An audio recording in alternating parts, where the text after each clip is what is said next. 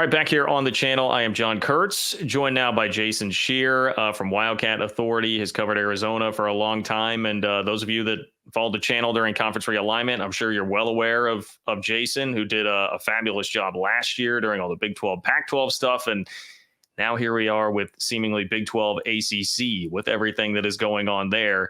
I'm going to show everybody here share my screen and show kind of the news of the last couple of days here, but we'll start with this. So you tweeted this, Jason, on Sunday. It was like Sunday late afternoon, early evening, that according to sources, there is an internal belief in the Big 12 that Florida State and Clemson are likely to join the conference within the next year or so. Then we had this today from Brett McMurphy. Woke up and saw this: Big 10 and SEC unlikely to add Florida State if it leaves in the ACC, or if it leaves the ACC and the ACC survives. So we've had a couple of big bombshells of news on that front. Let's start just with your portion of this and what you tweeted there. As much as you can, like, take us into kind of what the sentiment seems to be within the Big 12 right now about Clemson and Florida State, as all of this has really heated up a lot in the last basically week. Felt a lot different a week ago at this time. Yeah, I mean, it's definitely picked up. And I want to be clear, nothing's imminent. This isn't something where, like, you'll have a show next week and it'll be, oh, they're in. It's official. Yeah. There's still a while to go, but there's a confidence that everybody knows that the current court cases with Clemson and Florida State. There's confidence in the Big 12 that will go Clemson and Florida State's way. They'll be able to leave the ACC, and when they do, the Big 12 is in a great position to land those schools, similar to what McMurphy said, because there's certain issues that have arose with the SEC and the Big 10 that maybe don't make adding a Florida State or Clemson as attractive as people would assume. And the Big 12 is very confident that it could put a package together and that things will break their way. And that, when you take a look at those three conferences, the Big 12 is probably in the best position to land those two schools. And if things break even more the right way, probably a couple others as well. From what you've picked up, is there any... Well, let's start with this. Is private equity a part of the equation here, right? You would go down the private equity road to have money to either help Florida State and Clemson out in getting out whatever that exit fee is going to be negotiated to, and or pay them more than what you're paying everybody else in the conference to pay them like an SEC or Big 10 school. Is it your understanding that would be a part of it? Yeah, it's, I'll be honest, the Big 12 has been very closed off about private equity. I think because it's so new and they're the ones that are most aggressive about it, that a lot of details have not leaked.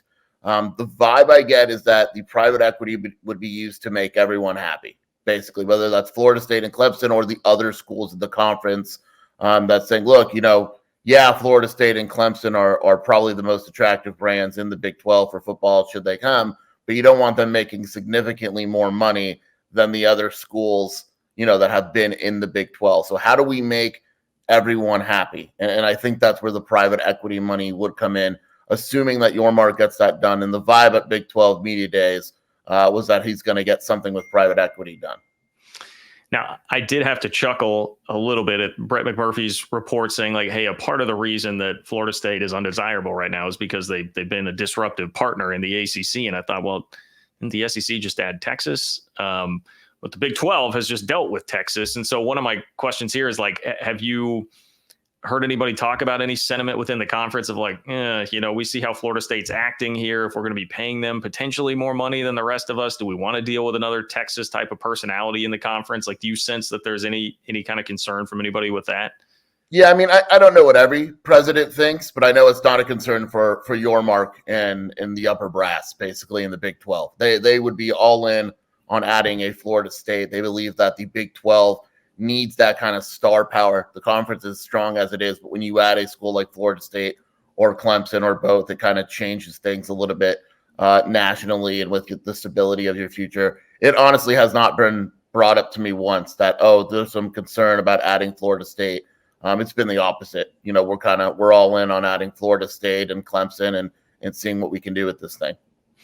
Well, I know I'll emphasize what you mentioned at the beginning. Like, none of us are sitting here saying, hey, we think this is a done deal, Florida State and Clemson to the Big 12. But I would make the point that, I mean, the mere fact that we're having this conversation and it's being reported at least as a possibility by Brett McMurphy and Ross Dellinger, who are two of the absolute best newsbreakers in the sport right now. And obviously you're adding your credence here to this reporting as well. Like, that is just a sign of what Brett Yormark's been able to do with this league, right? Just the mere fact that we're even here. Yeah, it's really remarkable. And the thing is, like, I don't know if everything Yormark says is going to come true, but it has so far. And so it's hard not to believe the guy when he says we're open for business or we're going to do this and this and this. Like, you're kind of like, oh, okay. And people are talking about the Big 12. I mean, that's really the best part about all of this. You know, I don't know what's going to happen with Florida State and Clemson, but I know that right now, you know, there's SEC media days and all that, and we're talking about Big 12 football and the future of the Big 12. And the leagues could very well be by design. I don't know, but I know that it is a real situation, and Yormark has this conference in a position where it is only going to get stronger, not weaker. Such a great point about SEC media days happening right now. We're in the thick of it. And yes, we're talking about the Big 12 somewhat here. When you saw Brett McMurphy's report come out, did anything strike you from that? Did you have a biggest takeaway from what he wrote earlier today? Yeah, it feels very similar to the last cycle, where it starts to leak a little bit more each day. The only issue is like the court cases and all that, or it's kind of a different situation. But no, nothing really. The one thing I would say is I'm not sure the ACC would have to stay together. I think if the ACC broke apart, it would still be very similar, unless we're doing this all over again with the ACC and other schools and all that. That's the only thing that stuck out is I don't think the Big 12 is looking at it as if the ACC stays together. I think they're looking at everything as regardless, we think we're in position to get Florida State and Clemson. You brought this up, how it starts to feel kind of like deja vu to last year and everything that happened with the Pac-12, and particularly, for you personally, right? You tweet out the report, you get people coming after you. You got an agenda. I don't know if it's Karen again that's supposed to be behind all this, to anybody who disagrees, but like, how similar does it feel to you right now to everything you and all this experience last year? It feels similar, with the only difference being that other people are reporting it. I think when this all started last year, I was on an island.